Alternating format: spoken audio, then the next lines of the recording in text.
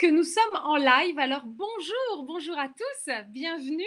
Merci de vous être connectés sur ce lien Event Drive. C'est ce qui nous permet de nous réunir tous ensemble autour de cet événement très attendu. C'est enfin l'annonce des finalistes 2021 du concours Féminisons les métiers de l'aéronautique. Je m'appelle Frédérique Bedos, je suis journaliste, réalisatrice et j'ai fondé en 2010 une ONG d'information qui s'appelle le C'est à moi que revient l'honneur de vous accompagner tout au long de cette cérémonie qui, pour la première fois en 12 ans, a lieu en distanciel de manière digitale pour les raisons de prudence sanitaire que vous connaissez. Ce concours est initié par l'association Air Emploi et je vais donc me tourner immédiatement vers son directeur, Nicolas Gros. Nicolas, est-ce que vous pourriez nous rappeler en quelques mots ce qu'est l'association Air Emploi et puis bien sûr en quoi consiste ce concours et quels en sont les objectifs? Merci Frédéric, merci d'être avec nous aujourd'hui parce que je pense que vous êtes vraiment la bonne personne pour animer cette cérémonie. Alors je vais m'expliquer un petit peu puisque c'est que vous avez produit et réalisé un film long métrage documentaire intitulé Des femmes et des hommes. De mémoire, ce film est sorti en 2015 et ce film qui a été présenté à Cannes, je crois, à l'ONU à New York, a été vu par 55 millions de personnes. Et du coup, ce film est devenu un film de référence sur l'égalité homme-femme dans le monde. Donc vraiment, merci d'être avec nous aujourd'hui. Vous êtes bien renseigné, Nicolas. Donc, Air Emploi, c'est une association qui a plus de 20 ans hein, et qui a pour vocation de faire connaître et promouvoir les métiers de la construction aéronautique et spatiale et les métiers du transport aérien, et donc d'aider à l'orientation des jeunes et des demandeurs d'emploi éventuellement vers ces métiers. Alors, parmi les actions que nous menons, il y en a une qui est le concours Féminisons les métiers de l'aéronautique, concours qui a été créé il y a une douzaine d'années avec le soutien des fédérations professionnelles, le soutien du GIFAS, le soutien de la FNAM et la participation de nombreuses entreprises, comme on va pouvoir s'en rendre compte un peu plus tard dans la cérémonie. Alors, ce concours, il a une vocation très simple, hein, il vise à faire découvrir à des collégiennes, à des lycéennes, les métiers de l'aéronautique, en particulier ceux qui sont encore peu féminisés, créer des vocations et puis évidemment de ce fait contribuer à de belles histoires professionnelles comme on aura l'occasion d'en voir là un peu plus tard dans le déroulé de notre cérémonie. Le concours lui-même maintenant, en fait il s'est déroulé en 3 temps. Le premier temps, c'était le jumelage des équipes de collégiennes et de lycéennes avec des entreprises pour former 18 binômes. Alors, c'est un moment important puisque c'est un moment où il y a les rencontres avec les entreprises, les visites de sites, alors parfois en présentiel et malheureusement parfois en distanciel, et puis les échanges avec les marraines. Donc ça, c'est le premier moment. Ensuite, il y a un deuxième moment qui est une période de 8 semaines au cours de laquelle donc, les équipes doivent devait produire une affiche et un argumentaire illustrant des actions à mener pour favoriser la féminisation des métiers, et puis également réaliser une vidéo qui était un petit peu un retour d'expérience sur leur découverte des métiers, leur échange avec les marraines. Et enfin, last but not least, il y avait le jury sous forme de grand oral où chaque équipe a été amenée à défendre son projet. Et je dois dire qu'on a mis en ligne, là, il y a vraiment très peu de temps maintenant, toutes les contributions, et on a constaté ce matin avec plaisir que certaines d'entre elles avaient déjà reçu plusieurs centaines de visites.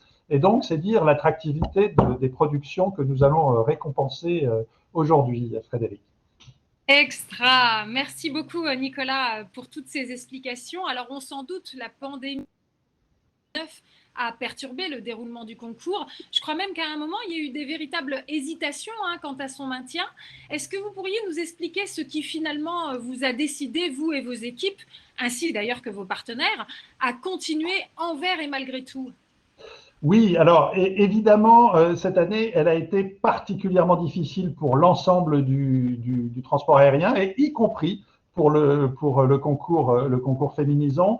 Mais je dois dire, donc on s'est effectivement posé cette question, mais je dois dire que face à la motivation et à l'enthousiasme de toutes les participantes, en fait, hein, que ce soit les marraines, que ce soit les équipes dans les collèges et les lycées, on s'est très rapidement dit que non, bien sûr, il fallait maintenir, et j'aurais presque envie de dire, a fortiori, il fallait maintenir le concours, et je pense qu'on a eu évidemment raison de le faire. Alors, bien sûr, ça a été un petit peu plus difficile pour tout le monde, difficile pour les équipes de se coordonner, pour produire ensemble le film et se préparer pour le grand oral. Difficile aussi puisque un certain nombre de visites n'ont pas pu se faire. Il y a aussi malheureusement 4 équipes, je crois, qui n'ont pas pu aller au bout. Mais enfin, en tout état de cause, on a tenu le cap et on est très content de l'avoir fait. Voilà, à l'image du secteur de l'aérien et de l'aéronautique qui est résilient et étendu vers l'avenir. Alors effectivement, vous avez su tenir le cap et ce sont pas moins de 18 équipes qui ont embarqué dans l'aventure avec une couverture géographique tout à fait représentative de notre beau pays, comme vous pouvez le voir sur la carte qui s'affiche sur vos écrans. Et vous remarquerez que cela inclut la Guyane. C'est d'ailleurs pour nos amis résidents en Guyane que nous avons décidé de cet horaire en journée. Pour la tenue de cette cérémonie, on a tenu compte du décalage horaire avec la métropole afin de s'assurer que cette révélation des finalistes soit la plus inclusive possible. Elle est intéressante cette carte parce qu'elle donne une vision globale et on peut d'ores et déjà y déceler les divers logos des entreprises partenaires, des entreprises qui ont joué le jeu et sans lesquelles évidemment rien ne serait possible. Malheureusement, comme vous venez de le dire Nicolas, les difficultés accrues dues à la crise du coronavirus ont eu raison des efforts de 4 équipes qui ont été forcées d'abandonner la compétition en cours de route. Trop de distanciel, trop d'annulations, enfin, il y a eu beaucoup de choses qui ont eu raison de leur détermination. Ce fut donc véritablement cette année un parcours du combattant et même plutôt un parcours du combattante, de la combattante, je devrais dire. Alors, peut-être ce que je vais vous annoncer, c'est un petit peu comment les choses vont se dérouler. Le sommaire, en fait, de cette cérémonie. Nous sommes ensemble durant environ 1h30 et on a devant nous un très beau programme. On va donner la parole à divers intervenants, dont des représentants des 2 partenaires historiques de ce concours, à savoir le GIFAS, le groupement des industries françaises aéronautiques et spatiales. C'est une fédération professionnelle créée en 1908 qui regroupe 366 sociétés. Et puis la FNAM, la Fédération nationale de l'aviation marchande, qui fédère 9 métiers et 370 entreprises. Nous aurons aussi le privilège de pouvoir entendre de beaux témoignages. Et enfin, bien entendu, nous allons vous révéler les 3 équipes finalistes du concours. Et vous allez voir, c'est une des nouveautés de cette année, mais même après ces révélations, il restera des zones mystérieuses, intrigantes, puisque si ces 3 équipes finalistes vont être assurées de se retrouver sur le podium gagnant, eh bien nous ne saurons pas encore sur quelle marche. L'ordre du trio gagnant ne sera révélé que lors de la célébration qui aura lieu le 23 juin prochain au Bourget, au Musée de l'Air et de l'Espace. Jusqu'à cette date, le suspense restera entier. Allez, c'est parti. Et pour se mettre dans le bain, eh bien, je vous propose un petit quiz. Alors, pour pouvoir participer à ce quiz, vous regardez en fait en haut à droite de votre écran, il y a une petite flèche. Vous activez cette petite flèche. Je vais le faire en même temps que vous. Et vous allez voir donc une nouvelle fenêtre s'ouvrir avec quiz 1, quiz 2 et nuage de mots. Vous appuyez vous cliquez sur quiz 1 puisque nous sommes à notre premier quiz et puis va apparaître la question que nous vous posons. Quel pourcentage représentent les femmes dans l'industrie aéronautique et spatiale? Et comme vous pouvez le voir, vous avez plusieurs solutions qui vous sont proposées. Donc, c'est vraiment sous la forme d'un QCM. Et ça va nous permettre de pouvoir sonder un petit peu quelle est votre opinion sur la situation dans le secteur. Et puis, comme ça, ensuite, on va pouvoir faire le point ensemble. Donc, je vous laisse juste une toute petite minute pour voter. Donc, vous n'avez qu'à cliquer sur ce qui vous semble être le chiffre le plus représentatif. Donc, quel pourcentage représentent les femmes dans l'industrie aéronautique et spatiale?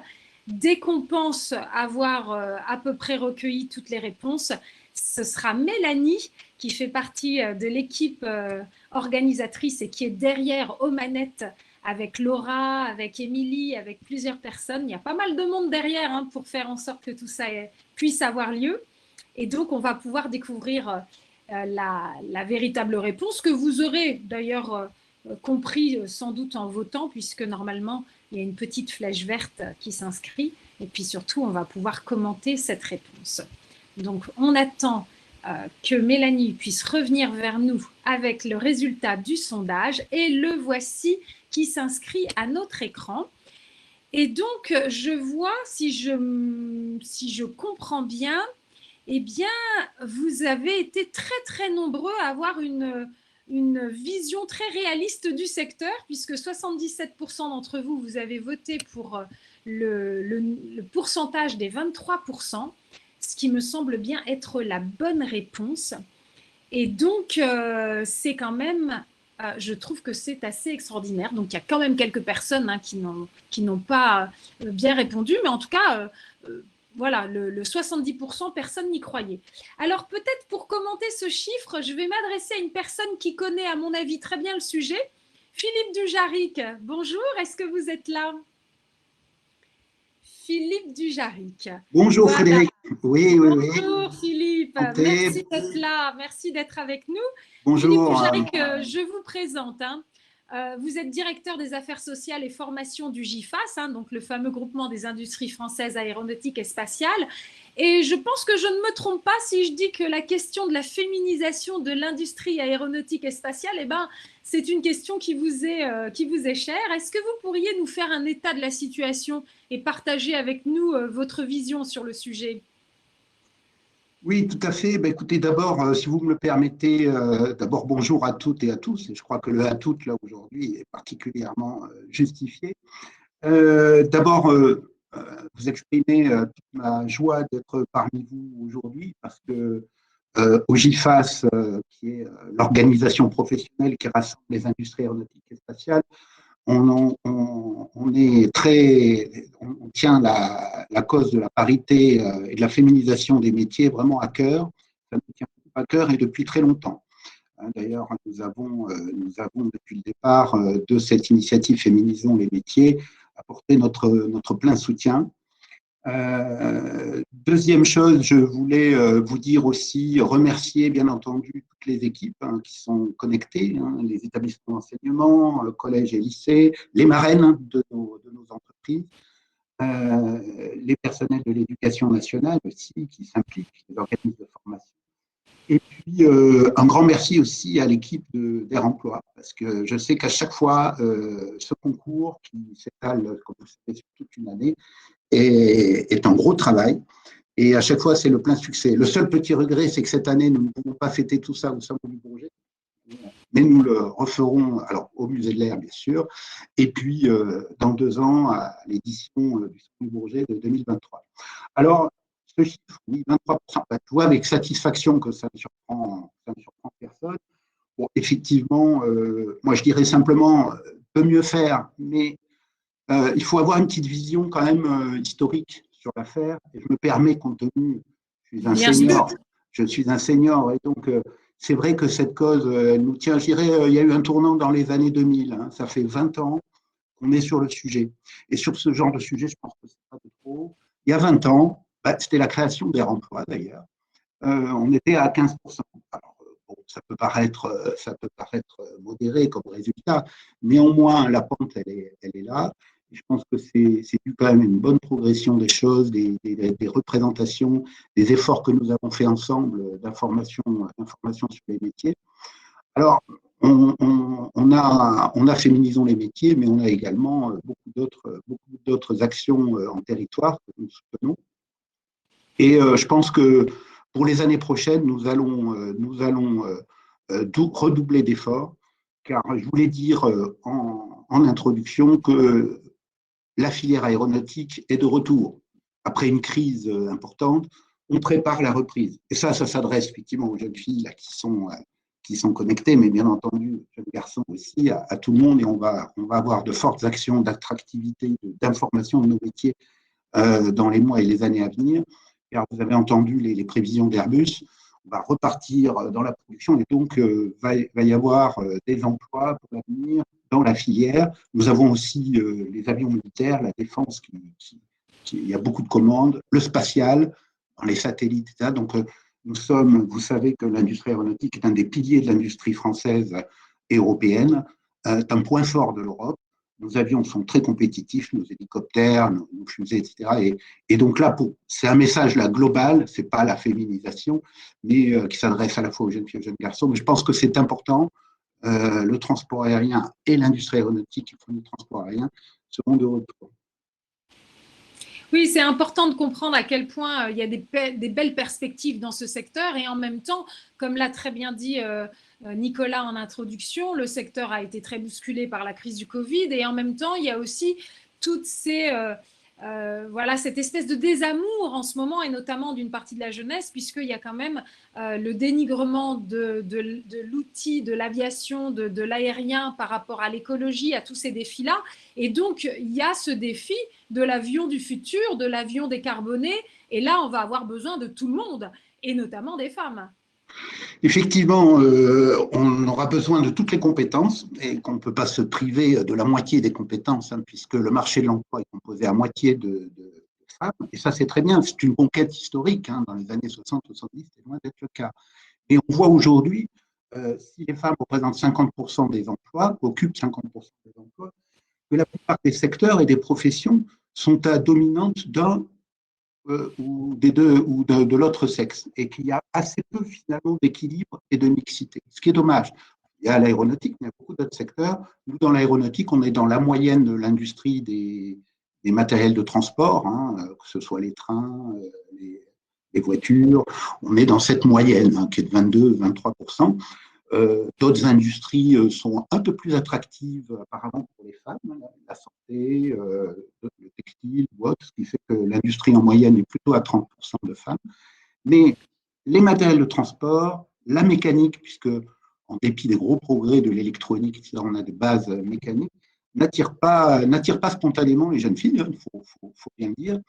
Et ça peut s'expliquer par des stéréotypes, etc. Nous, notre principal facteur de limitation, parce qu'a priori, tous nos métiers sont ouverts aux jeunes femmes, jeunes filles, pas seulement les métiers d'ingénieurs, les métiers de techniciens, les métiers de techniciens d'atelier. Nous avons énormément de métiers ouverts aux jeunes filles. Simplement, je pense que c'est une affaire de représentation d'abord sur le fait que l'industrie ne peut, quand on la connaît mal, ce qui est le cas de la plupart des gens, paraître vieillotte, bruyante, polluante, ça c'est la première chose. Et puis la deuxième chose, c'est que l'industrie peut paraître effectivement réservée aux garçons et il peut y avoir une crainte pour les jeunes filles d'aller dans un métier de garçon, de devoir abandonner une certaine féminité, alors qu'au contraire, mesdemoiselles, n'abandonnez pas votre féminité quand vous venez dans les métiers.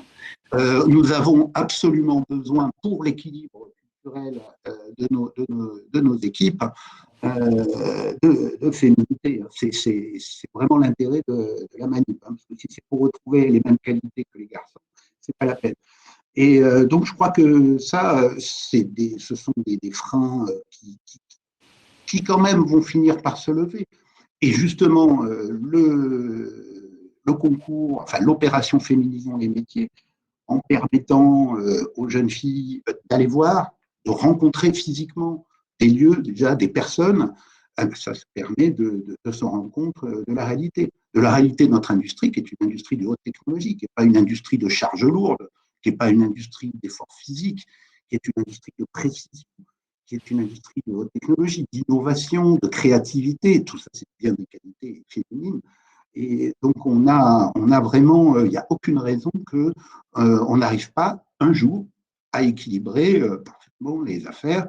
Alors aujourd'hui, nous avons quand même dans le recrutement des jeunes un peu plus que 20%, hein, ce qui est bien, mais on a un effort particulier à faire sur les ateliers. On arrive à peu près à le faire pour les ingénieurs, bien que nos écoles d'ingénieurs n'arrivent pas à avoir le taux de jeunes filles souhaitées. Hein. C'est notre principal facteur limitatif. Hein. C'est notre vivier de recrutement. Nos organismes de formation, s'ils n'acceptent pas un taux de jeunes filles suffisant, on aura du mal, nous, à progresser.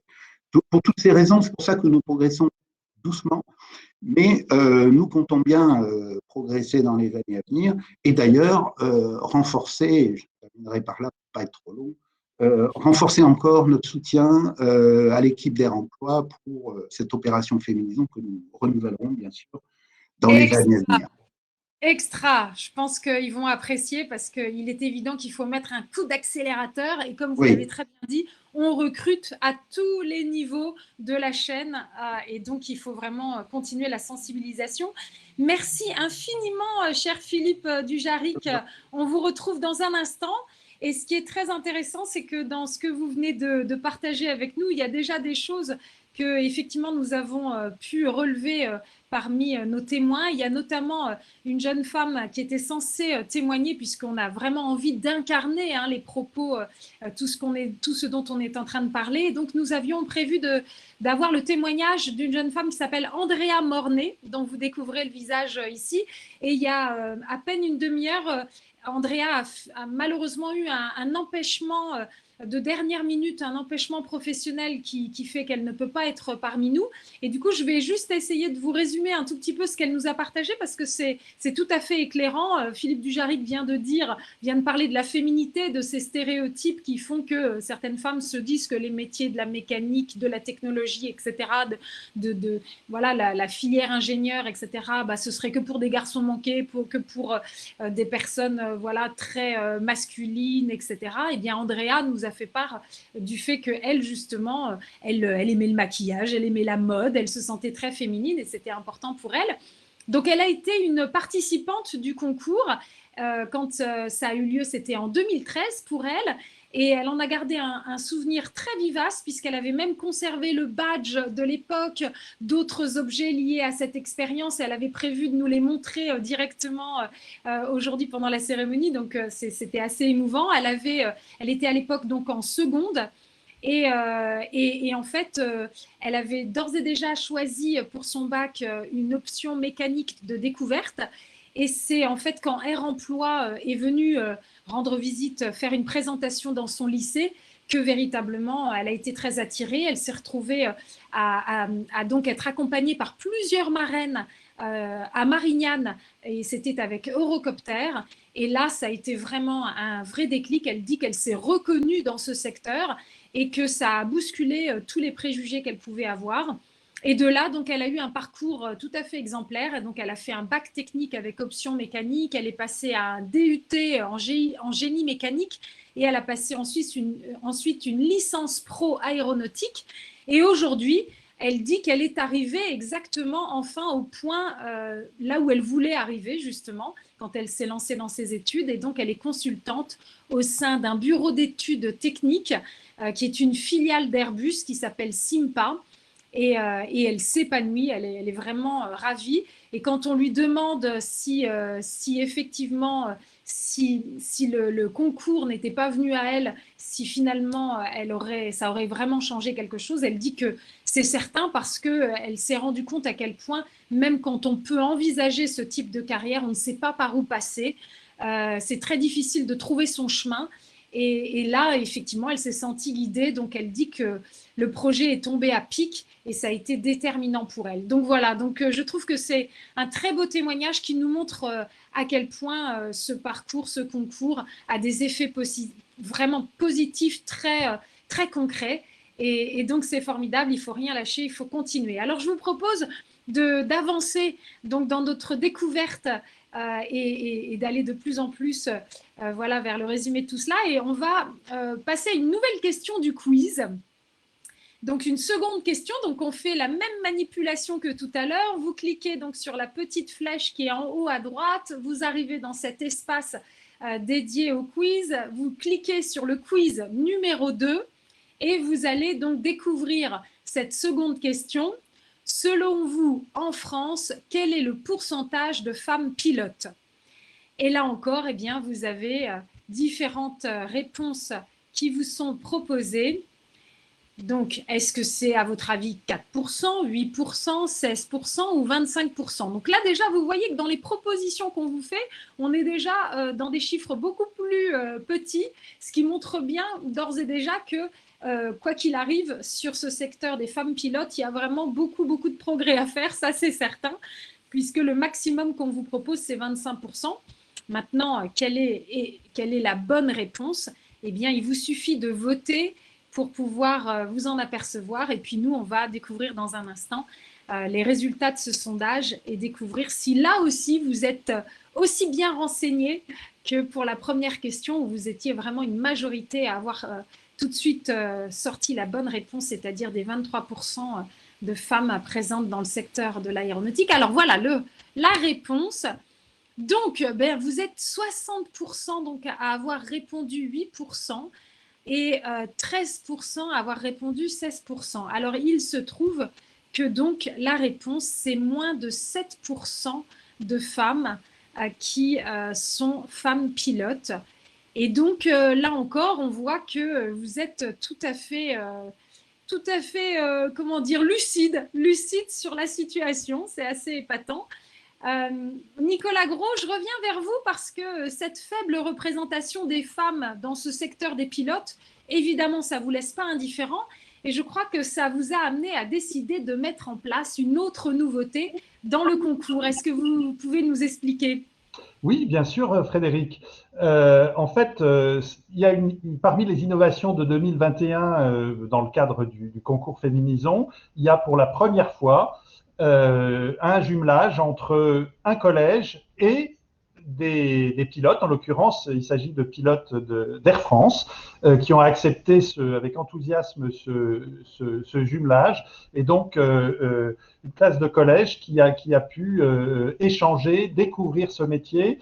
Et donc, traditionnellement, le concours Féminisons au cours des années passées concernait plutôt des métiers techniques, plutôt des métiers de la construction aéronautique et spatiale, mais aussi des métiers de la maintenance, et curieusement, pas le métier de pilote, alors qu'on a pu se rendre compte que la féminisation était également nécessaire pour ce métier. Et donc, c'est une innovation de cette année qu'on a bien l'intention de poursuivre, bien sûr. Ça s'est très bien passé. Et merci encore à Air France d'avoir permis cette innovation dans le cadre du concours de cette année. Merci beaucoup, Nicolas. C'est une très, très bonne nouvelle. Peut-être on va continuer de commenter ce chiffre, donc 7-8% de femmes pilotes. C'est quand même un chiffre qui en dit long sur le chemin à parcourir concernant ce secteur très particulier. Et donc, je vais donner la parole à Georges Daher, qui est le délégué général de la FNAM, la Fédération nationale de l'aviation marchande, qui est, je vous le rappelle, un partenaire historique de ce concours. Donc, Georges Daher, que pensez-vous de ce chiffre? Donc 7-8% de femmes pilotes dans notre pays. Georges, est-ce que vous nous entendez? Est-ce que vous êtes branché? Et si vous l'êtes, pensez à activer votre caméra, activer votre micro, à moins que vous ayez été déconnecté, ce qui est possible. Est-ce que quelqu'un peut m'indiquer si Georges Daher est en ligne ou pas? Est-ce que Laura ou Mélanie peuvent me dire? Frédéric, il est bien en ligne. Georges, n'oubliez pas d'activer en bas votre caméra et votre micro. Normalement, ils sont en rouge et il faut juste cliquer sur les boutons qui sont en bas de votre écran. C'est les aléas du direct en digital. Nous sommes dans une nouvelle période et il faut que chacun s'adapte, c'est pas évident. Mais donc, ça veut dire, Mélanie, que tu le vois, tu vois qu'il est bien connecté sur notre plateforme. C'est ça, il est bien connecté, mais il n'a pas son micro ni sa caméra de connecté. Donc, on essaye de le contacter de notre côté. D'accord. Je te tiens au courant. D'accord. Donc, un peu de patience. J'ai l'impression d'être dans les fameuses émissions de radio où on appelle le gagnant d'un concours ou quelque chose comme ça. Et puis on se demande s'il va répondre. Non, mais c'est le vrai direct. C'est le vrai direct, Frédéric. Exactement. C'est à l'image du monde de l'aviation où il se passe toujours quelque chose et voilà, et on ne s'ennuie jamais. Là, au moins, on sait qu'on est tous tranquilles sur nos fauteuils, on ne devrait pas… voilà, il y a pas… Alors, y a pas de… Oui, Frédéric, Mélanie. je te propose de passer au témoignage suivant. D'accord, Il ne répond pas, donc on va essayer de le recontacter. Je te tiens au courant. très bien. OK. Alors, ce qu'on va faire, c'est que comme vous l'avez très bien compris, pendant cette cérémonie, on a décidé donc effectivement d'avoir des éclairages professionnels et aussi de pouvoir commenter, avoir des partages vraiment d'expériences de terrain très concrets. Et donc, nous avons la chance d'avoir avec nous aujourd'hui deux pilotes qui sont deux femmes qui ont accepté donc de venir témoigner. Inès et Aurore, est-ce que vous êtes là? Alors, Je Inès, suis elle est bien. là. Ah, Bonjour. salut Inès. Aurore, Bonjour. voilà. Bonjour à vous deux. Alors, merci vraiment infiniment toutes les deux d'avoir accepté notre invitation parce que l'une comme l'autre, vous êtes pilote, mais dans des secteurs bien différents. Inès, vous êtes pilote de ligne chez Air France et vous, Aurore, vous êtes pilote de chasse. Donc, vous êtes militaire, hein, vous avez le grade de commandant. D'ailleurs, il vaut mieux que je vous appelle commandant Aurore. Hein. Et voilà. Et donc, votre employeur, c'est l'armée de l'air. Et j'en profite d'ailleurs pour préciser que l'armée fait partie du conseil d'administration de l'association Air Emploi. Donc, c'est important. Alors, on va vous découvrir. Je propose de commencer par vous, Inès. Est-ce que vous pourriez partager avec nous l'histoire de votre parcours? Comment vous avez découvert ce métier de pilote et comment ça s'est passé pour vous? Oui, avec plaisir. Vous m'entendez bien? On vous entend très très bien, Inès. Très bien.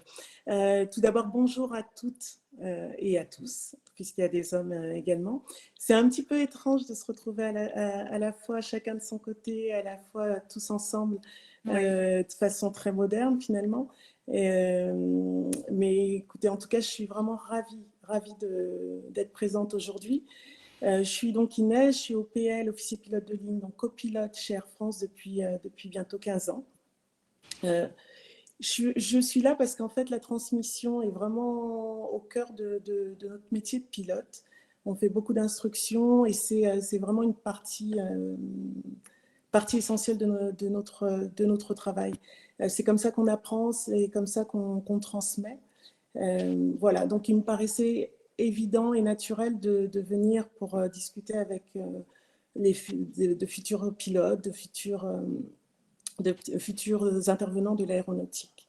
Voilà, donc félicitations à tous les jeunes qui ont participé. Je suis allée voir quelques vidéos et en fait c'est vraiment chouette parce qu'on voit que vous avez énormément de motivation, déjà très jeune. Donc c'est super.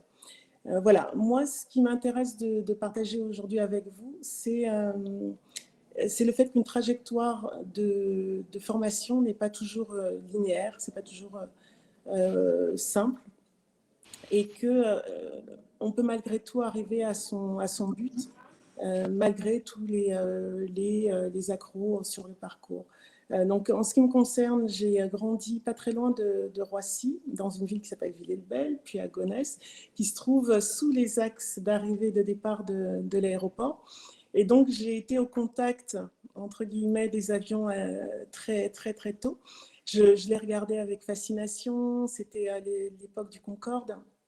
J'adorais, vraiment, j'adorais. Dès que j'entendais du bruit, je courais à la fenêtre. Donc j'étais quelque part un peu prédisposée, entre guillemets, toujours, à embrasser cet univers. Mais je ne me suis jamais dit que je pouvais le faire. Ça ne faisait pas partie des choses des possibles pour moi. C'était Voilà. Inenvisageable. C'était inenvisageable. C'était un monde trop éloigné, trop différent. Et voilà. Donc, j'ai eu mon bac scientifique et au moment de choisir mon orientation, je savais pas trop vers quoi aller. Mes parents voulaient que je fasse pharmacie. J'ai fait pharmacie. Mauvais choix, évidemment, parce que ce n'était pas mon choix, même si la pharmacie n'est pas un souci. Et du coup, j'ai abandonné mes études de pharmacie. J'ai ensuite choisi de faire de l'économie parce que c'était un sujet qui m'intéressait beaucoup quand j'étais à l'école, au lycée. J'ai fait 2 années de pharmacie et au cours de mes études, j'ai eu la possibilité de postuler chez Air France en tant qu'hôtesse étudiante. Alors, je ne sais pas si vous le savez, mais Air France, sur des périodes de forte demande, embauche des étudiants sur l'été, parfois, probablement pas cette année, mais parfois, pour renforcer les équipages commerciaux à bord. Donc ça dure 2 mois ou 3 mois et j'ai pu comme ça rejoindre les équipages d'Air France et voir un petit peu à quoi ressemblait cet univers-là. Mon premier vol, Boeing 747 direction Hong Kong, je demande à aller au cockpit. Le commandant de bord m'autorise, j'entre dans le cockpit et là, terminé. C'était La ça. révélation. La révélation, exactement. J'ai eu le déclic. Je me suis dit, c'est là que je veux être, à la place d'un de ces pilotes. Et c'était vraiment sans ambiguïté. C'est un déclic, un coup de foudre. On l'appellera un peu comme on veut. Et là, les ennuis commencent, évidemment, parce que troisième orientation. Surtout que vous étiez étudiante en économie à ce moment-là. J'étais étudiante en économie, exactement. Donc, de nouveaux changements d'orientation, donc grosse remise en question. Également, un métier très, très ambitieux, un métier d'homme, un métier d'exigence. Et ça a été difficile pour moi à la fois de me dire que je pouvais y aller. Pas difficile de me dire que je pouvais y arriver, paradoxalement, mais de me dire que je pouvais y aller. C'est-à-dire, c'était difficile pour vous de l'assumer, d'assumer ce désir. Hein, c'est un peu ça. Exactement. Et j'ai finalement, donc j'avais décidé d'être pilote. J'ai fait du vol sur des petits avions, ça me plaisait évidemment. J'ai passé les sélections pilote cadet d'Air France en 99 et j'ai pas eu le concours. Donc bon, grosse remise en question de nouveau. Ce que vous dites pas, Inès, c'est que vous avez fait tout ça en secret, en cachette. C'est ça. En fait, la pression que me mettait à la fois que je me mettais, mais que me mettait aussi la société par rapport à ce type de métiers, qui sont des métiers d'hommes, qui sont par rapport à mes origines aussi, Enfin, j'ai eu beaucoup de doutes. Et du coup, j'ai préféré me mettre un petit peu dans ma bulle, cacher à terre un peu mes ambitions. Ça, c'est ma manière à moi de le gérer. C'est pas forcément celle que choisiront d'autres, mais en tout cas de cacher cette ambition pour ne pas qu'elle soit perturbée et pour pas qu'elle soit déviée. J'avais eu trop d'aléas qui font que j'avais pas fait ce que je voulais faire dès le départ et je n'avais pas vu ce que je voulais faire dès le départ. Et voilà, donc je l'ai caché. J'ai échoué au premier concours. On peut le passer 2 fois. J'ai fini mes études d'économie parce qu'il faut bien travailler, il faut bien manger. J'ai travaillé un petit peu et je suis revenue présenter le concours d'Air France. Et à ce moment-là, je l'ai eu. Voilà. Donc j'ai été recrutée en 2002 par Air France en tant que pilote cadet. J'ai été formée par Air France et j'ai rejoint les effectifs pilotes d'Air France. Ça fait 15 ans à présent. J'ai piloté de l'Airbus A320, du Boeing 777 et au bout de 15 ans, je suis toujours aussi émerveillée de voler. Voilà, tout simplement. Quel beau témoignage. Vraiment, merci Inès, parce qu'on voit effectivement à quel point c'est pas un long fleuve tranquille, à quel point il faut énormément bosser. Hein. Je sais que vous nous l'aviez bien dit, voilà, c'est énormément de travail, il y a eu des embûches, ça n'a pas été facile, mais ça vaut la peine. Ça vaut la peine et c'est vraiment... c'est une période qui paraît longue, avec un peu de recul. C'était pas si long que ça, compte tenu de l'objectif et de ce qui permet d'atteindre, de la qualité de ce qui permet d'atteindre, et puis des années ensuite de carrière. Et en revanche, ça demande évidemment du travail, de l'endurance, de la persévérance, mais ça vaut vraiment, vraiment la peine. Alors, je sais que vous nous avez dit aussi que maintenant vous êtes maman et que vous avez souvent remarqué que les mamans, finalement, ont peur pour leurs filles. Ça les impressionne, l'idée que leur fille puisse être pilote, etc. Oui, alors c'est assez drôle parce que le fait d'être en uniforme, d'être une femme en uniforme, quand je me balade, je suis souvent interpellée par des mamans qui me parlent de leur fille en disant « Oh, ma fille veut être pilote, ma fille veut être ingénieure, ou ma fille… » Et je leur dis « Quel est le problème ? et en fait, elles ont peur. Elles ont peur par rapport à un tas de préjugés, par rapport au fait que ça peut être dur, par rapport au fait qu'elles vont se heurter à un milieu très, très masculin, peut-être très macho, qu'elles vont être un peu maltraitées dans ce sens-là, en fait. Et je les rassure, j'essaie de les rassurer en leur disant qu'il faut vraiment laisser vivre une passion, parce que c'est ce qui va faire que leur enfant s'épanouira. C'est un métier qui est fabuleux, vraiment fabuleux. Mes parents étaient surpris, à moitié surpris, quand je leur ai annoncé que j'avais eu le concours d'Air France, mais ils ont vu le regard que j'avais à ce moment-là, le sourire que j'avais, la satisfaction, la fierté, la joie tout simplement. Et vraiment, il faut y aller. Voilà, c'est tout ce que La je joie, peux dire. je pense que c'est le mot à retenir. Exactement. Vraiment, mais merci beaucoup Inès, parce que c'est vraiment très, très inspirant. Et je vais me tourner vers le commandant Aurore, parce que si piloter… Oui. Je vais juste finir Oui. par une petite anecdote dont Oui. on avait parlé la dernière fois. C'est qu'en fait, en conclusion, je voulais simplement dire que quand on est jeune, comme la plupart des participants, quand on est petit tout d'abord, on a un univers des possibles qui est infini. Les petits, tout petits, s'imaginent que tout est faisable. Et petit à petit, cet univers des possibles qui ressemble un petit peu, je m'imagine un peu comme une bulle, se restreint. On prend une taille différente en fonction des limites qu'on va se fixer ou des limites que les autres, la société ou d'autres, vont nous fixer. Et à vos âges, je pense qu'il faut pas se limiter. Il faut vraiment viser, il faut avoir un univers des possibles qui est le plus large possible. Il faut viser haut. Voilà. Yes. Au pire, on finit dans les étoiles. Hein.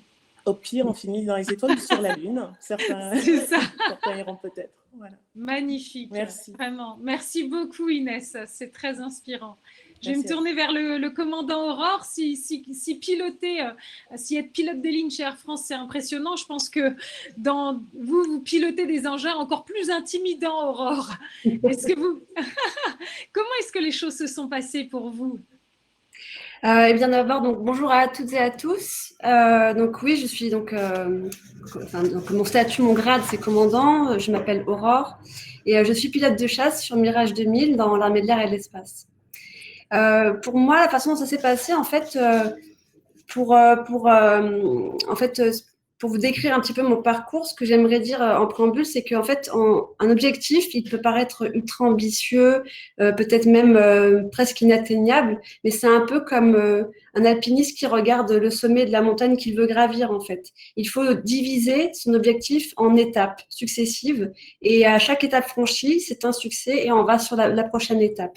Et en fait, on va d'objectif en objectif jusqu'à atteindre l'objectif ultime qui du coup fait qu'on s'épanouit et qu'on a réussi notre parcours.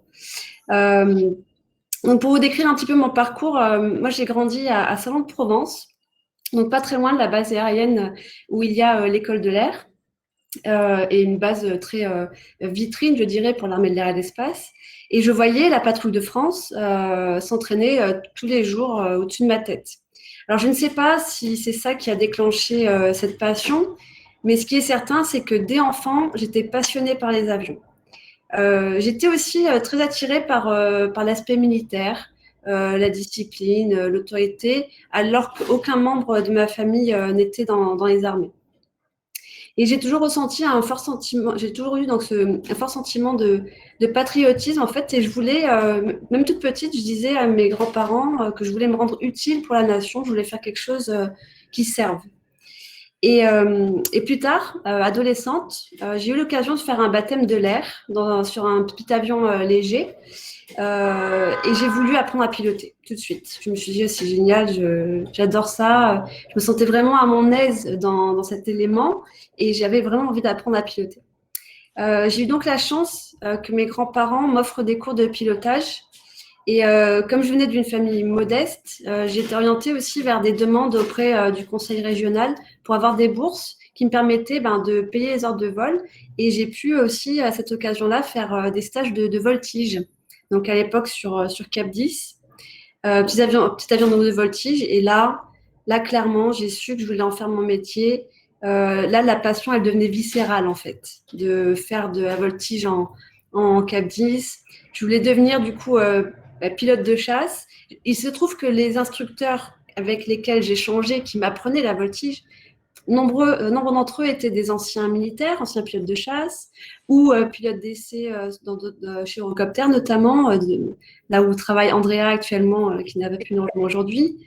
Donc, en fait, d'être au contact de ces gens qui témoignaient, d'avoir pu apprendre à faire de la voltige, c'est là que m'est venue cette passion et que j'ai su que je voulais devenir pilote de chasse. Et ce que je voulais, c'était voler, mais plus que voler, je voulais dompter une machine aux performances extraordinaires, toujours me dépasser et en même temps servir la France, donc avoir ces deux objectifs en fait réunis en un seul. Donc bref, j'étais déterminée, plus motivée que jamais et heureusement, j'ai envie de vous dire, parce que la route elle est longue et c'est pour ça qu'il faut diviser son objectif principal en petits objectifs atteignables et pour pas perdre la motivation en fait. Donc, à ce moment-là, j'ai travaillé dur. À ce moment-là, j'entrais au lycée. J'étais en seconde. J'entrais au lycée avec le premier objectif en tête, donc intégrer l'école de l'air, donc l'école de Centre-Provence. Et donc, une fois entrée dans cette école, le parcours de formation a duré quelques années. J'ai vécu de très bons moments, mais aussi des moments difficiles. J'ai connu aussi des échecs. Et grosso modo, entre le moment où j'ai décidé de devenir pilote de chasse, donc j'étais grosso modo en seconde, et 10 ans plus tard, j'étais brevetée pilote de chasse et j'ai effectué mon premier vol toute seule sur Mirage 2000. Donc, c'était long, certes, mais on ne devient pas pilote de chasse sur Mirage 2000 comme ça en claquant des doigts. C'est plein de petites étapes. Et là, c'était un des premiers moments de bonheur de ma carrière professionnelle. Là aussi, quand on en a parlé, hein, vous l'avez bien dit aussi, dans ce domaine, il y a tellement de stéréotypes. Et finalement, ce que vous dites, c'est qu'il faut casser surtout l'autocensure. Exactement. Exactement. En fait, il faut casser cette autocensure parce que pendant mon parcours, j'ai eu des remarques du style les pilotes de chasse, c'est pas fait pour les femmes, c'est pas fait pour toi. En plus, toi, t'es trop gentille, t'es trop douce. J'avais pas je suis pas un garçon manqué. Je mesure 1m60, je faisais 50 kilos, toute frêle. Et en fait, on m'a dit, non, mais laisse tomber, c'est pas pour toi. Et en fait, ces remarques, parfois, j'y étais complètement étanche. Et d'autres fois, elles nourrissaient ma détermination, en fait. J'avais au contraire envie de leur dire, bah non, et la preuve, voilà. Et je pense que c'est ça qui fait la force, c'est d'être déterminé et de ne pas… alors, il ne faut pas être non plus complètement aveugle et sourd à ce qu'on entend à notre entourage, mais il faut savoir si les remarques visent à nous décourager ou pas, et en faire une force, en fait, tout simplement. Voilà. Et moi, je suis allée au-delà de ces remarques, au-delà de ces préjugés, au-delà de ces stéréotypes, hein, parce que le stéréotype du pilote de chasse, un mec beau gosse, un peu indiscipliné, bah, c'est pas vrai. Dans la réalité, déjà, ils sont pas tous beaux gosses. Ça, c'est Top Gun, quoi. Hein. Oui, c'est ça. Donc, c'est pas vrai, c'est faux. Et en plus, y a des femmes, on est quelques-unes, on n'est pas ultra nombreuses, mais on est quelques-unes. Et aujourd'hui, ce que je voudrais dire, c'est que je suis heureuse du parcours que j'ai accompli, parce qu'aujourd'hui, j'ai presque 20 ans d'armée. J'ai réalisé beaucoup de missions en France, à l'étranger, des missions opérationnelles, des missions de guerre. Et maintenant, je commence ma deuxième partie de carrière. Alors, je suis en état-major à Paris maintenant. Du coup, je suis loin de l'exaltation des vols et tout ça. Mais pas tant que ça, puisque tous les mois, je retourne voler pour garder le lien. Et tous les mois, je mesure la chance et tout le parcours que j'ai pu accomplir pour devenir pilote de chasse. Donc alors, oui. Alors, vous connaissez bien notre concours Féminisons les métiers de l'aéronautique, puisque vous en avez été la marraine en 2019. Vous pouvez, comme je vois que le temps passe très vite, donc juste peut-être nous résumer un tout petit peu ce qui vous a marqué par rapport à cette expérience sur la précédente édition. Tout à fait. Donc, j'ai encadré un groupe de jeunes filles qui venaient du lycée de Toul, en Meurthe-et-Moselle. Je n'étais pas seule, en fait, on était un groupe de marraines. J'avais recruté avec moi des femmes qui travaillaient sur la base aérienne de Nancy-Ochet et qui étaient mécano-avions, contrôleuses aériennes, navigatrice, mon binôme en fait, puisqu'on est sur un avion de chasse en tandem, donc on a un pilote et un navigateur, une pompier, une cynophile également. Bref, en fait, on leur a montré plein de métiers qu'il y avait sur une base aérienne et qui étaient des métiers à dominante masculine, certes, mais dans lesquels on avait toute notre place.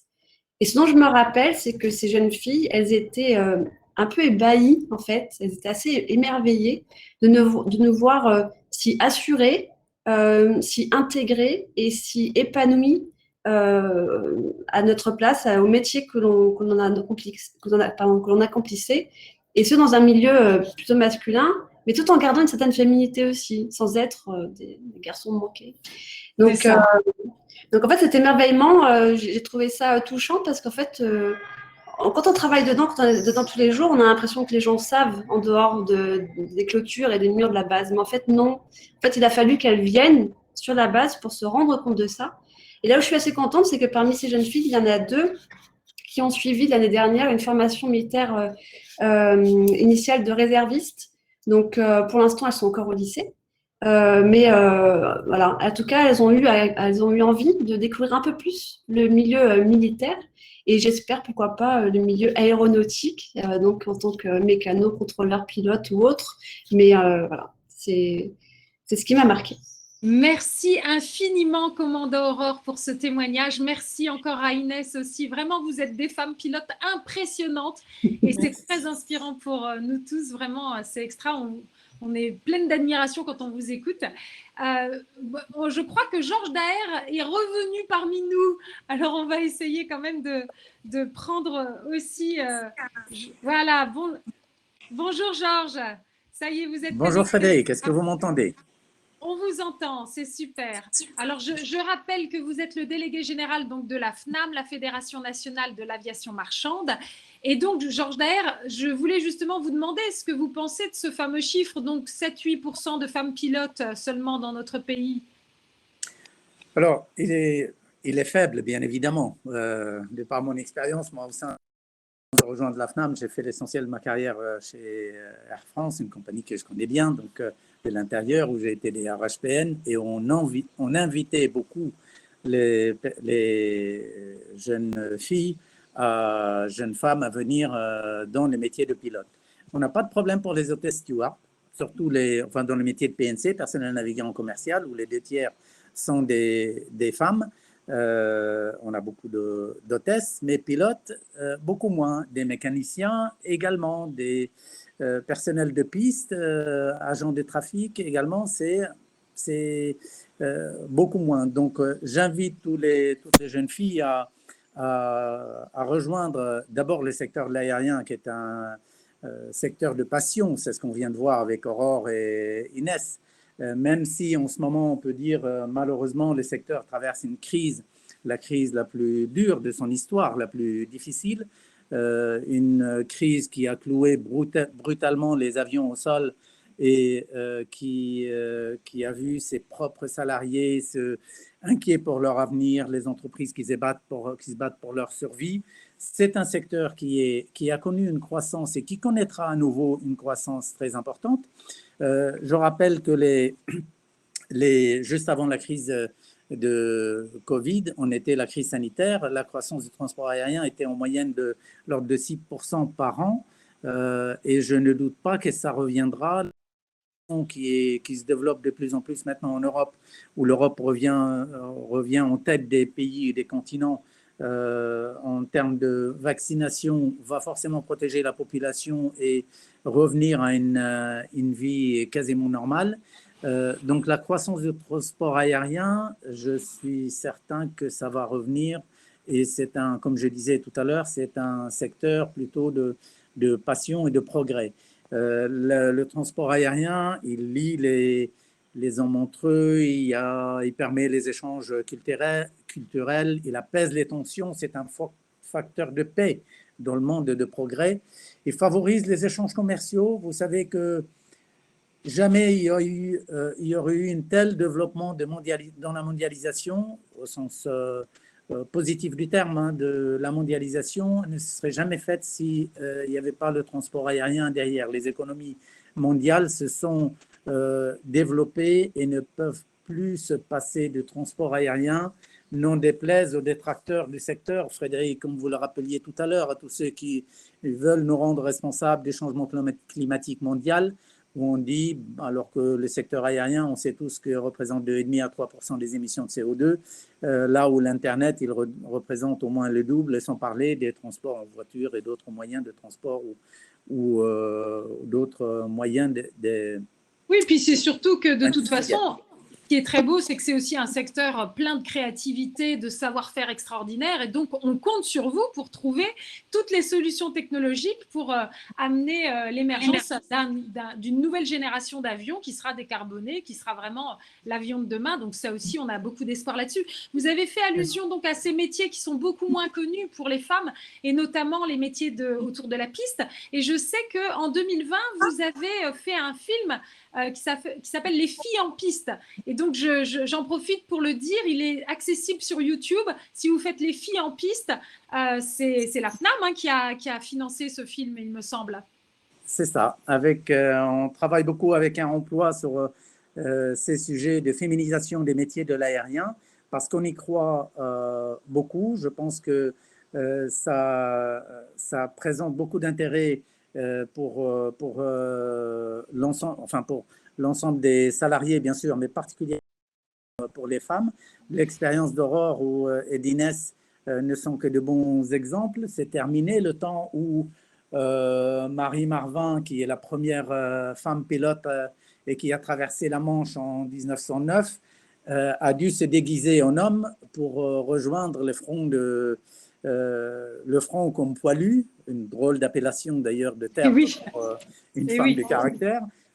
On n'a plus besoin de se cacher pour se donner à son métier, à ses passions, à ses envies.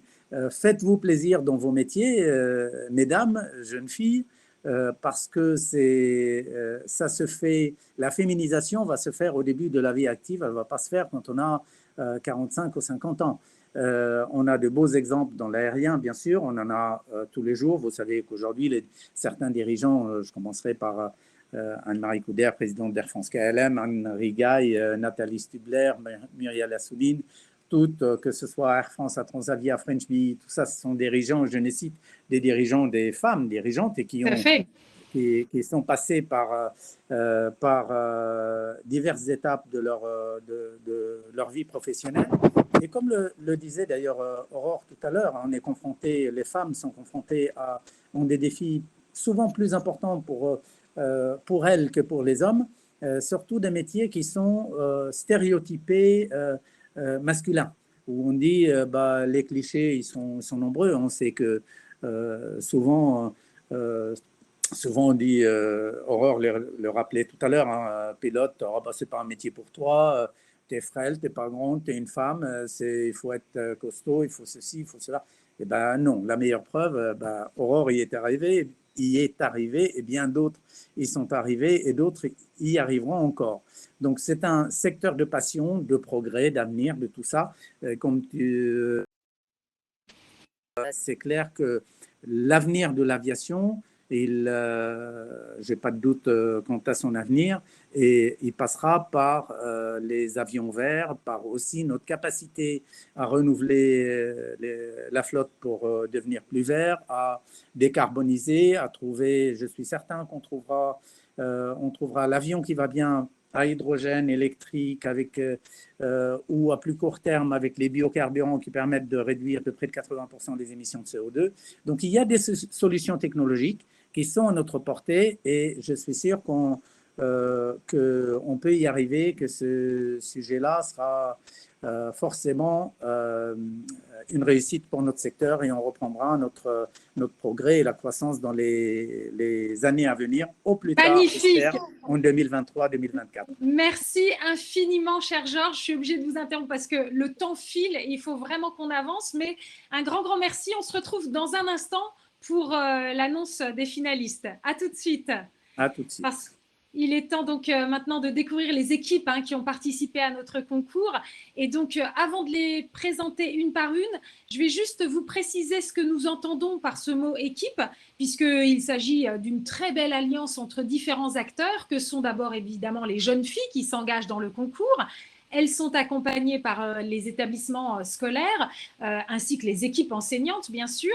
Il y a la participation d'une entreprise qui va aider ces jeunes filles grâce à l'engagement de marraines qui appartiennent à ces dites entreprises. Et puis, il y a d'autres types d'acteurs qui participent à la dynamique, des intermédiaires en région, etc. Nicolas nous en dira un petit peu plus. Donc, c'est toute une logistique qui se met en place et l'association Air Emploi s'assure au jour le jour du bon déroulement du processus. Donc, j'aimerais m'adresser à l'ensemble des équipes et des personnes qui les constituent pour vous demander de nous envoyer un mot, chacun, chacune, pour qualifier, exprimer l'expérience que vous avez vécue tout au long de l'année de ce concours, comment vous l'avez ressenti. Et avec ces mots, eh bien, on va pouvoir préparer ce qu'on appelle un nuage de mots qui nous permettra d'avoir une vision d'ensemble sur la perception et l'émotion qui rendent ce parcours si singulier. Donc, merci d'avance pour votre participation. Nicolas, est-ce que vous voulez dire un mot ? Nicolas. Oui, Frédéric. Oui, et je pense que c'est le bon moment peut-être pour remercier un peu tous les contributeurs à ce beau projet de Féminisons, parce qu'évidemment, il y a les entreprises, les marraines dont on a beaucoup parlé, mais il y a aussi des personnes dont on a moins parlé et qui ont été malgré tout très importantes dans la réalisation de ce projet. Je pense en particulier à toutes les équipes pédagogiques dans les collèges et les lycées, mais aussi il y a d'autres acteurs, puisque je sais que par exemple les conseils départementaux de Seine-Saint-Denis et des Hautes-Alpes ont été particulièrement actifs. Il y a aussi les campus des métiers et des qualifications, des opérateurs de compétences comme Acto et Opco2i. Bon, là, on est dans des univers peut-être un petit peu plus spécialisés, mais s'ils sont connus des professionnels, les ingénieurs pour l'école, les IPE, et puis les enseignants du BIA, le BIA qui est le brevet d'initiation à l'aéronautique, qui est vraiment un outil aussi fantastique de promotion du monde de l'aérien, puisqu'il accueille je crois que l'année dernière, c'était 17 000 personnes qui se sont inscrites, donc c'est assez fantastique. Et puis, il y a aussi des associations qui nous ont aidés dans ce projet, comme la FFVP, la Fédération française du vol en planeur, qui va d'ailleurs donner des prix et qui mène aussi une action de sensibilisation de premier plan au bénéfice du monde de l'aérien. Donc vraiment, merci à vous tous, parce que c'est aussi grâce à vous que cette belle aventure a pu se mener et puis se poursuivre. Donc, pendant que vous réfléchissez chacun à vos mots et que vous nous les envoyez, eh bien, on va voyager dans toute la France afin de découvrir les équipes. On va faire un tour d'horizon des 14 équipes qui ont pu faire le parcours dans son ensemble. Et pour chaque équipe, eh bien, vous allez pouvoir découvrir leurs photos, leur région, leur affiche, le logo de l'entreprise partenaire. Nicolas, vous m'accompagnez dans ce road trip ? Avec plaisir Frédéric. Super. Alors, ça commence avec la région des Hauts-de-France et j'en suis ravie puisque j'ai été élevée dans cette région, la région des Ch'tis. Et donc, comme ça, on va voir tout de suite qui… Voilà, alors donc, nous avons le collège Jean Moulin qui se trouve dans la ville d'Albert et qui a été accompagné par Stelia Aerospace. Alors, nous passons à la région Pays de Loire. Et dans la région Pays de Loire, le collège de Farbonnet à Saint-Côme-en-Véret qui était jumelé avec Técalémite. Le lycée de la Jolivrie à Saint-Sébastien-sur-Loire qui était jumelé avec Airbus et un magnifique site industriel à Nantes. Le collège René-Guy Cadoux de Montoire en Bretagne également jumelé avec Airbus. On passe à la région du Centre-Val de Loire avec le collège Louis Armand qui se trouve à Saint-Doulchard et qui a été accompagné par MBDA. Nous revenons en région Île-de-France avec tout d'abord le collège Henri Vallon d'Aubervilliers, qui a été jumelé avec Air France Industrie. Le lycée Jean Jaurès d'Argenteuil avec la CRMA. Le collège Simone Veil d'Aulnay-sous-Bois avec Air France, mais cette fois-ci Air France côté pilote. Et puis on passe à la région Nouvelle-Aquitaine avec le lycée Flora Tristan qui se trouve à Camblanne et Ménac et le collège Camille Claudel à Latresne. Et ils ont été accompagnés par Dassault Falcon Service. La région Occitanie, nous voilà cap vers le sud, et le lycée Champollion de Figeac avec Collins Aerospace. Le collège Clément Isor de Toulouse avec le CNES. Le lycée Saint-Exupéry de Blagnac avec Thales. Et puis, on repart complètement dans le sud avec la Provence-Alpes-Côte d'Azur, le collège François Mitterrand de Veynes, qui a été accompagné par Airbus Hélicoptère. Et là, on traverse l'Atlantique, on va jusqu'en Guyane. Et le lycée Léon Gontran de Damas, qui a été jumelé avec le CNES. Voilà, alors bien entendu, nous avons passé les équipes en revue en accéléré, parce qu'on a déjà beaucoup de retard. Mais sachez que dès maintenant, vous pouvez donc tous avoir accès à l'intégralité des travaux qui ont été élaborés par chacune de ces équipes sur le site de l'événement. Vous pouvez ainsi découvrir sous la forme d'une exposition virtuelle, en plus des affiches, il y aura aussi donc les vidéos, les argumentaires écrits par nos jeunes participantes. Et donc, une page spéciale a été créée pour chacune des équipes. Et comme vous l'avez entendu tout à l'heure avec Inès, c'est vraiment très sympa à voir.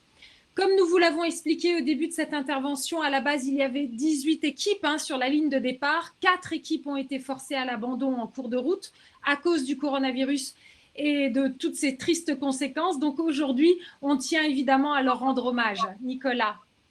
Oui, alors je crois qu'il y a 4 équipes dont on voit là les sigles. Donc le lycée Montesquieu de Plessis-Robinson, qui était associé à MBDA, le lycée Saint-Esprit de Beauvais et le lycée Saint-Aspect de Melun, qui étaient associés avec Safran, et puis l'institution Sévigné-Saint-Louis à Issoire, qui était jumelée avec AIA. On espère que, en dépit de du fait que vous n'avez pas pu aller jusqu'au bout, on espère quand même que vous avez vraiment quand même profité de l'expérience. Et puis, ça n'est que partie remise. Il y aura d'autres opportunités. On est bien d'accord. L'important, c'est de participer, comme le disait Coubertin. Alors, je vous propose maintenant de découvrir le nuage de mots qui a été élaboré à l'aide des mots envoyés par les divers membres des équipes du concours. Donc, c'est Mélanie qui va nous… Eh ben voilà le nuage de mots. Nicolas, qu'est-ce que ça t'inspire quand tu découvres ces mots? Franchement, c'est très inspirant parce que d'abord, il n'y a pas un seul mot qui se dégage, mais il y a plusieurs mots qui se dégagent et chacun de ces mots est en lui-même inspirant. Alors, il y a le grand inspirant du départ, et puis, moi, il y a quelque chose qui me semble vraiment… vous voyez, le mot rencontre, le mot curiosité. Donc, c'est ce qui certainement vous a animé et grâce à cette rencontre et cette curiosité, vous avez été récompensé par des choses géniales et enrichissantes. Et puis, il y a le mot ténacité également qui a été bien illustré, je pense, par nos deux témoins tout à l'heure. La détermination et la ténacité dont ils ont fait montre. Et comme vous êtes aussi… vous aussi, vous tenez à cette ténacité. Enfin, en tout cas, tout ça me semble de très bon augure. Extra. Moi, je suis d'accord. Le mot ténacité, c'est vraiment celui qui je trouve, il saute aux yeux. Donc, je pense maintenant que tout le monde est absolument impatient de découvrir les 3 équipes finalistes qui vont avoir la chance d'être conviées au Bourget le 23 juin prochain pour récupérer leur prix. Surtout que c'est des prix vraiment chouettes. Il y a des bons de vol offerts par la Fédération française de vol en planeur. Moi, j'ai fait du planeur, c'est vraiment extra, surtout foncé. Et puis, une visite VIP du musée de l'air et de l'espace. On espère que cette cérémonie de remise de prix pourra se faire en présence d'Anne Rigaille, la directrice générale d'Air France, bien entendu. Elle nous a vraiment dit qu'elle tenait à être parmi nous. Donc, espérons jusqu'au dernier moment qu'elle n'ait pas d'empêchement de dernière minute. Ça peut toujours arriver.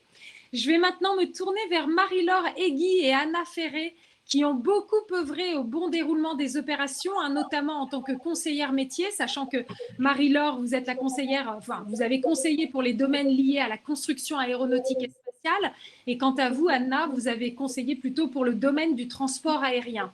Et toutes les deux, eh bien, vous avez suivi les équipes et vous êtes aussi membre du jury. Je commence par vous, Marie-Laure. Est-ce que vous pourriez nous décrire l'atmosphère des coulisses durant les délibérations ? Bonjour à toutes et tous. Écoutez, l'atmosphère, c'était vraiment intense, c'était prenant. Je suis ravie d'avoir joué ce rôle d'entremetteuse entre les équipes et les entreprises. On a bien eu conscience de demander quelque chose, de mettre la barre très haut cette année. C'est vrai, Nicolas l'a rappelé, les différentes choses qu'on a demandées, plus un jury, etc. C'était vraiment compliqué. Et néanmoins, tout le monde, toutes les équipes qui ont pu aller jusqu'au bout se sont accrochées et ont rendu des travaux d'une grande qualité. Donc, on veut vraiment remercier toutes ces équipes, leurs enseignants, leurs accompagnants. C'était compliqué, d'autant plus que pour certaines qui n'ont pas pu faire la visite en réel mais en distanciel, ont en plus dû se voir aussi à distance pour faire leurs travaux. Donc, franchement, bravo, bravo les filles, bravo les enseignants. Je peux que partager ton avis, Marie-Laure. C'était un concours très exigeant, mais j'ai envie de retenir aussi quelque chose, c'est la qualité des rencontres. On a rencontré des filles et des femmes tout à fait passionnantes, passionnées par leur métier. Donc, j'ai envie de remarquer cet aspect-là. Et aussi, dans une période si particulière, j'ai envie quand même de souligner la réactivité, leur engagement et aussi la qualité d'adaptabilité. Donc, j'ai envie de dire un grand bravo à tout le monde. Merci beaucoup Marie-Laure, merci Anna. On va donc procéder à la révélation de ces 3 équipes finalistes. Je vous le rappelle, nous ne saurons pas aujourd'hui l'ordre de ce trio gagnant. Hein. Pour avoir le fin mot de l'histoire, il faudra patienter jusqu'au 23 juin. Donc sans plus attendre, pour annoncer quelle est l'équipe finaliste numéro 1, je vais me tourner vers Philippe Dujaric. Philippe Dujaric, à vous l'honneur. Est-ce que vous pouvez réactiver votre caméra et votre micro pour nous dire qui est l'équipe gagnante numéro 1. Voilà, eh bien, rebonjour à tout le monde. Donc d'abord, je m'associe à Air Emploi pour féliciter tous les participants, toutes les équipes participantes, parce qu'apparemment la barre était haute, en particulier cette année. Alors, pour l'annonce d'une des équipes, donc c'est le collège François Mitterrand de Veynes, associé à Airbus Hélicoptère. De la région Provence-Alpes-Côte d'Azur. Voilà. Bravo à eux. Bravo à eux. Alors, Anna, est-ce que vous voulez dire un mot concernant cette équipe finaliste ? Oui. Alors, s'il faut retenir quelque chose parmi les nombreuses qualités, je voulais vraiment retenir le côté humour avec lequel ils ont traité le sujet de la féminisation et la qualité d'actrice. Bravo. Extra. Alors, est-ce qu'il y a des jeunes filles de l'équipe et de leurs encadrants pédagogiques, leurs professeurs qui veulent s'exprimer? Donc, cette équipe de Veynes, qui veut prendre la… Alors, il suffit pour prendre la parole de… Mélanie va vous… Oui, c'est ça. Si vous voulez prendre la parole, il faut lever la main. Ce sera en haut à droite de votre écran. Voilà, super. Je vous donne la parole.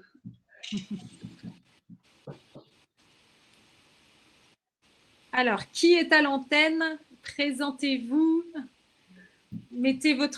Allumez bien votre micro, votre caméra. Alors, on ne vous entend pas. J'ai l'impression qu'il y a un problème technique parce que je crois qu'en sourdine, il y a quelque chose, non? Oui, c'est vrai qu'on les entend. Elles sont connectées, elles ont la main levée. J'essaye de voir ce qui se passe.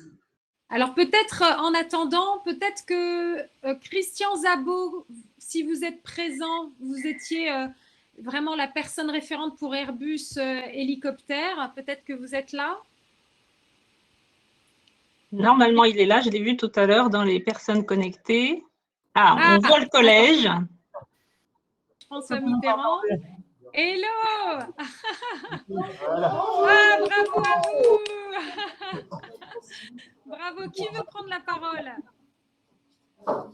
Alors, vas-y. Donc bonjour, je m'appelle Floriane Rusbossa. Donc j'aimerais vous remercier pour cette aventure qu'on a passée.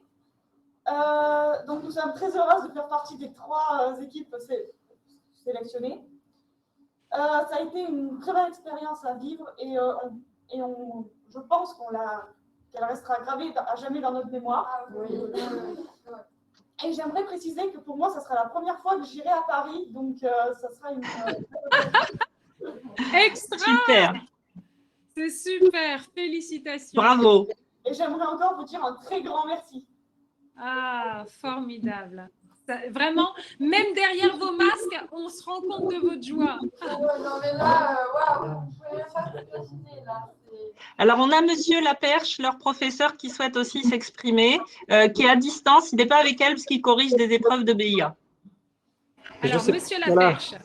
Je ne sais pas si vous m'entendez. Je suis vraiment ravi, ému aux larmes. Enfin, bonjour les filles, bonjour mes collègues. Je suis actuellement là au jury du correction de BIA, c'était cet après-midi, et je peux même annoncer que notre élève de 3e qui est dans le groupe, là, c'est Estelle à ma gauche, là, je la vois, a eu son BIA. Donc bravo Estelle, c'est vraiment une super journée. Oh, quelle belle journée!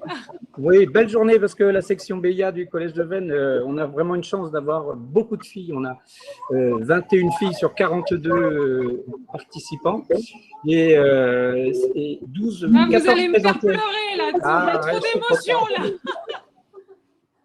Et 14 élèves passaient le BIA et 12 élèves ont eu le BIA du Collège de Veynes, dont 6 filles. Donc c'est parité partout.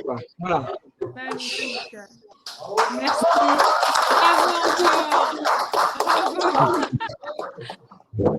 encore. Bravo Estelle, bravo les filles. Vraiment, je suis très fier de vous. Je vous laisse la parole. Est-ce que Florian, vous voulez dire encore quelque chose, c'est ça? Et j'aimerais préciser qu'on a une de nos marraines qui est avec nous en ce moment. Salut la marraine. Oui. Vous voulez dire un mot? Non, pas spécialement. J'ai été heureuse. Alors voilà. Eh bien, super. Alors, je ne sais pas si Christian Zabot est là et s'il veut prendre la parole pour Airbus Hélicoptère. Est-ce que, Mélanie, tu le vois ou pas?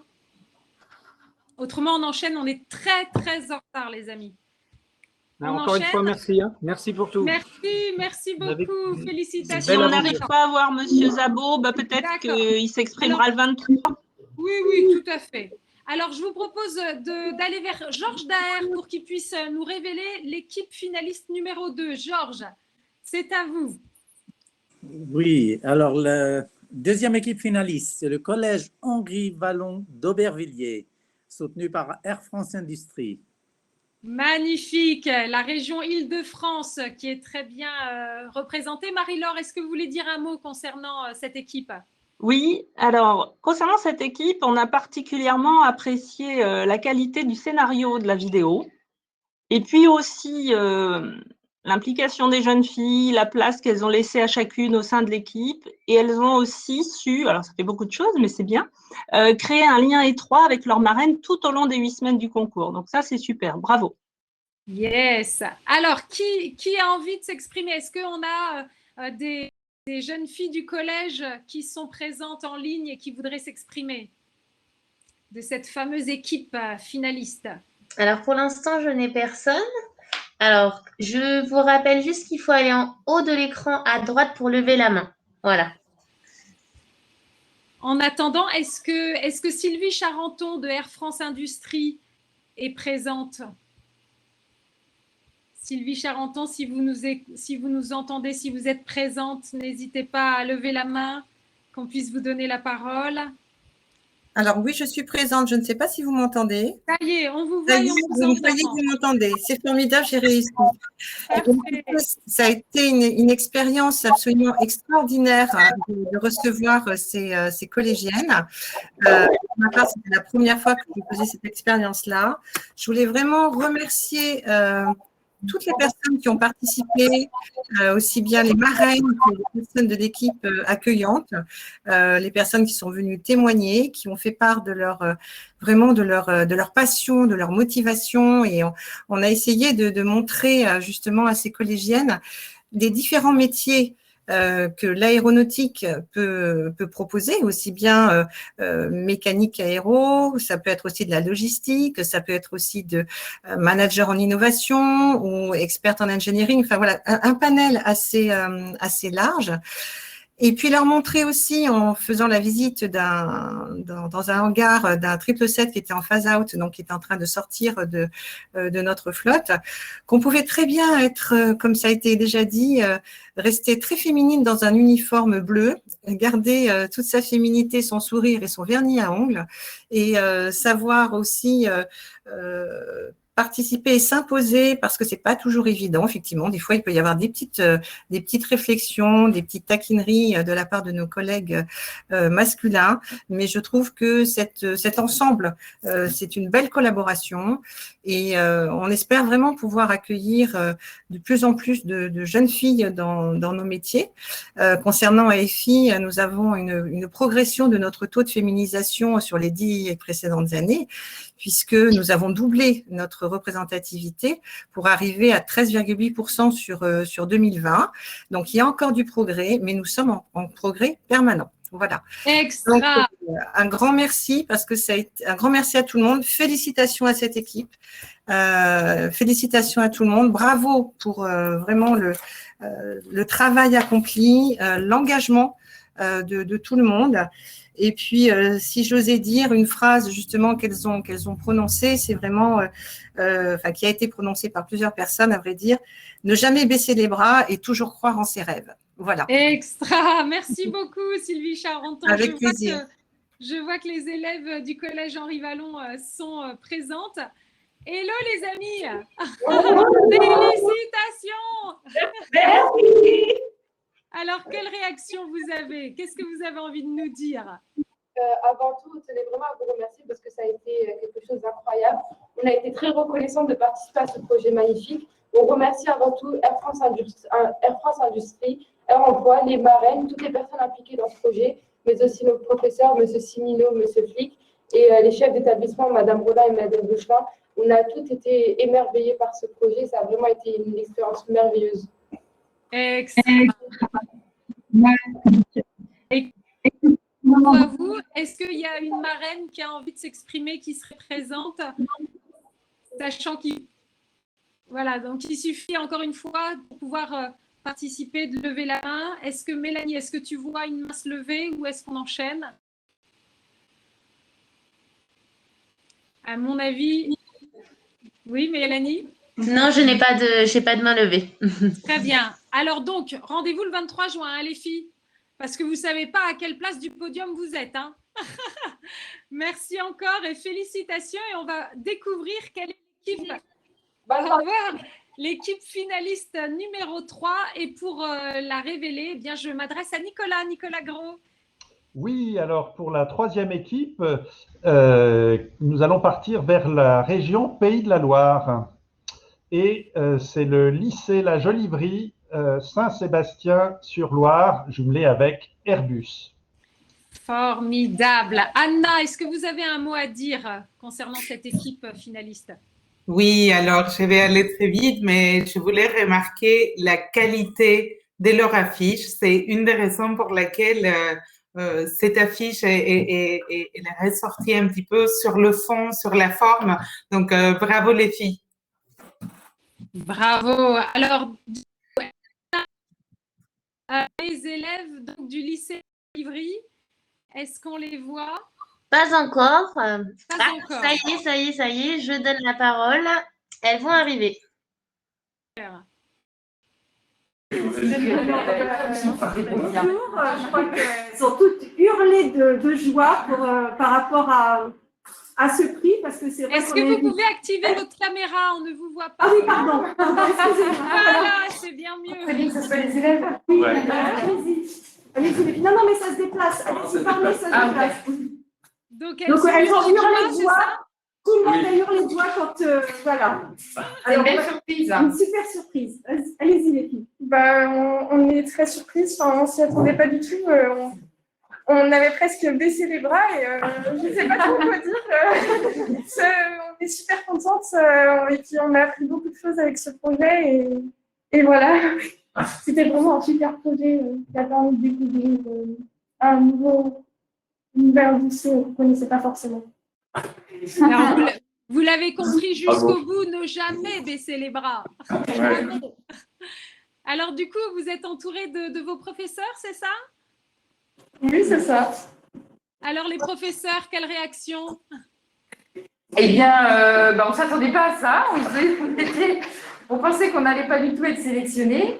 Et voilà, c'est une agréable surprise. Et il faut reconnaître qu'on a été aussi un peu frustrés avec le Covid, puisqu'on n'a pas pu se réunir comme on aurait souhaité. On voulait faire plein de choses, mais bon, on est quand même ravis d'être sélectionnés. C'est super. Ah, voilà. Super. Donc, vous savez, rendez-vous le 23 juin au musée du Bourget. Pas de problème. Pour pouvoir savoir qui est numéro 1, numéro 2, numéro 3. Mais en tout cas, vous êtes d'ores et déjà finaliste et c'est une merveilleuse nouvelle. Félicitations à vous. Et puis, c'est l'entreprise Airbus donc, qui était jumelée avec vous. Est-ce que Yves-Olivier Lenormand est présent? S'il veut s'exprimer, s'il est présent. Est-ce que Yves… Oui. Pour l'instant, il n'a pas levé la main, donc n'hésitez pas à aller en haut à droite pour cliquer et je pourrais vous donner la parole. Voilà, on attend deux. Mais donc, Yves-Olivier Lenormand de Airbus. Il n'a pas l'air d'être là, hein? Non. Bon, non. Écoutez, les amis, je pense que l'essentiel a été fait puisque nous savons maintenant quelles sont les 3 équipes qui se retrouvent sur le podium gagnant. Je pense que c'est vrai que c'est extraordinaire de voir toutes les épreuves que vous avez réussi vous avez escaladé les différents obstacles malgré la pandémie, malgré le Covid.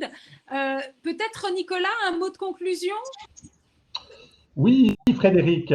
Moi, le mot de conclusion qui me vient, c'est un peu le mot je ne sais pas, gratitude. En fait, on a passé, je pense, un très beau moment ensemble. Moi, je garde en mémoire les encouragements de Philippe et de Georges, la détermination et la joie d'Inès, la passion, l'ambition, le désir de servir d'Aurore, et puis l'émotion des équipes. Vraiment, merci à tous pour ce beau moment. Je me disais aussi que, en fait, tout cet enthousiasme, tout ça, ça illustre très bien l'attractivité retrouvée du secteur de l'aéronautique, la résilience et puis le fait que nous croyons tous en l'avenir.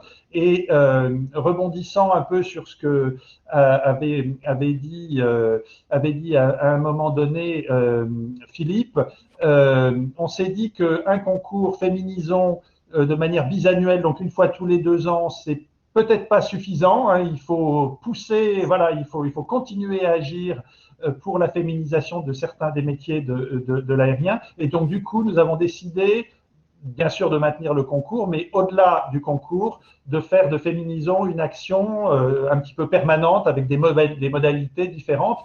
Et la prochaine étape va être d'ailleurs le 27 septembre, lors de la fête de l'aviation. Il y a une fête de l'aviation au niveau national, le 27 septembre. Air Emploi organisera une table ronde sur la féminisation des métiers qui sera filmée et diffusée.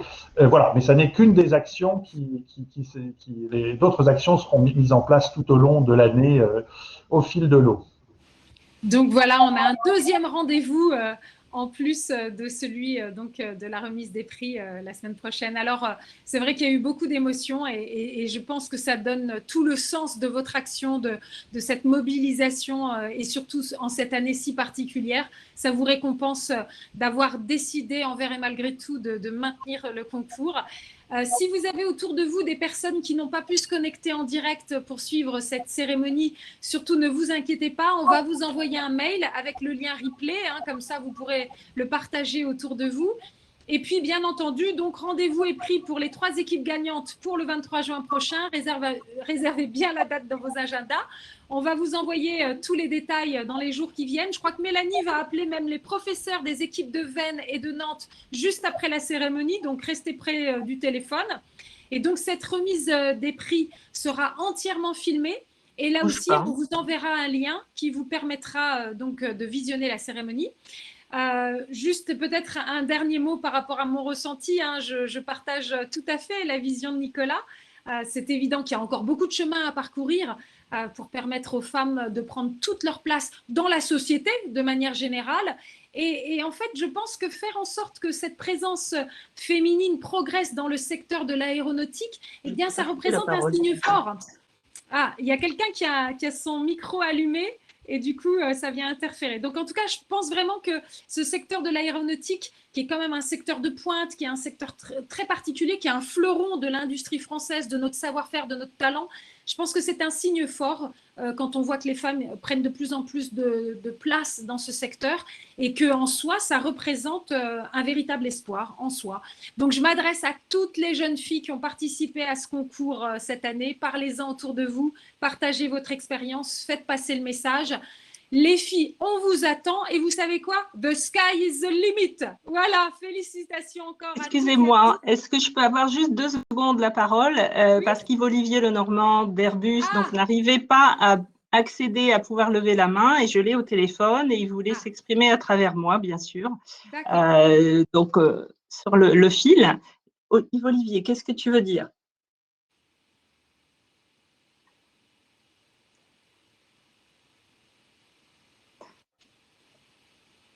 Voilà, donc Yves-Olivier remercie toutes les équipes d'Air Emploi et du GIFAS pour le formidable travail effectué.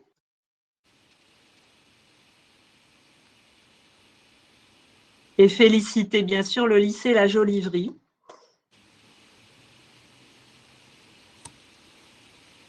Donc, ils vont être invités à un concert de musique classique le 9 septembre, donc je vous livre l'information. Et puis, pour la suite, Yves-Olivier, on va être obligé de conclure. Donc, on se revoit de toute façon le 23, en présentiel cette fois. Je te remercie. Bonne fin de journée. Désolée. Au revoir. Sur le fil, on voit qu'il y en a qui vont en plus être gâtés, avoir de la musique classique. Bon, c'est extra et on sent à quel point ça tient à cœur à chacun. Donc, merci. Merci vraiment à toutes et à tous. Félicitations. Rendez-vous le 23 juin prochain pour la fin du suspense. En attendant, portez-vous bien. Et encore une fois, the sky is the limit. Belle fin de journée à tous. Au revoir.